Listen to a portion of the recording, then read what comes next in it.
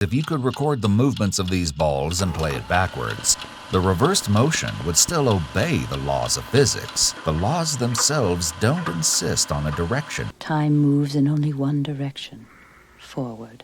Time, a constant companion on our journey through life. We mark it, measure it, and live our lives by it. But why does it move only forward? Why can't we turn back time? Our day begins with a sunrise, advances to noon, and ends with a sunset. This is our perception of time, moving in one direction, forward. But what if I told you this one-way journey isn't so straightforward? You see, if we look at the fundamental laws of physics, like Newton's laws or quantum mechanics, they are time-symmetric. That means if you could record the movements of these balls and play it backwards, the reversed motion would still obey the laws of physics. Yet our everyday experiences tell us something different. Drop an egg and it breaks. But you'll never see a broken egg spontaneously unscramble itself and jump back into your hand. This conundrum brings us to a key idea in understanding the direction of time: entropy. A living act of entropy. A fundamental concept in the field of thermodynamics, which is the study of heat and energy flow. In the simplest terms, entropy can be thought of as a measure of disorder or randomness in a system. To illustrate the idea, consider a neatly organized deck of cards. If you start shuffling that deck, you'll likely end up with a random assortment of cards. The original order will be lost.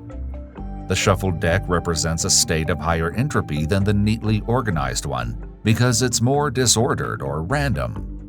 According to the second law of thermodynamics, the entropy of a closed system like our universe never decreases. It always increases or remains the same. This brings us to another piece of the puzzle: the cosmological arrow of time. We know our universe is expanding, evolving from a state of lower entropy in the past to a state of higher entropy now and in the future. This law suggests that as time progresses, a system will evolve towards its most probable state, which also corresponds to the state with the highest entropy or disorder. This is also what's thought to give time its direction, often referred to as the arrow of time. So our perception of time, the arrow pointing from yesterday to tomorrow, from past to future, is based on these principles of thermodynamics and our observations of the universe. But remember, this forward march of time is not ingrained in the fabric of physics as we currently understand them. The laws themselves don't insist on a direction. This curious dichotomy is what we call the arrow of time problem. And my friends, it's a big problem, one that has puzzled physicists for more than a century. Today, in labs around the world, researchers continue to explore this riddle, pushing our understanding of the universe to its limits.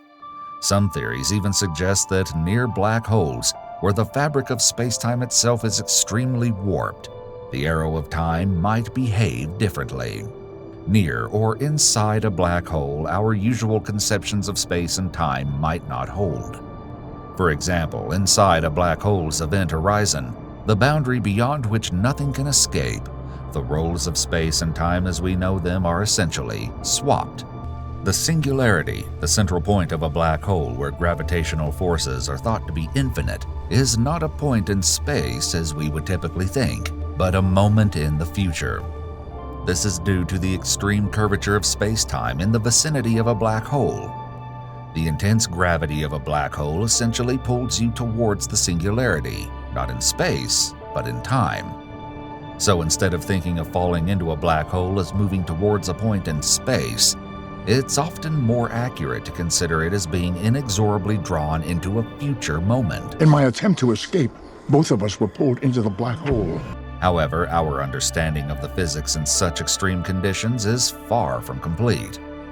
One of the greatest challenges in theoretical physics is finding a way to reconcile general relativity, which describes gravity and the large-scale structure of the universe, with quantum mechanics, which describes the very small scale of particles. In the quantum realm, where particles can exist in multiple places at once, might the arrow of time flutter or even flip?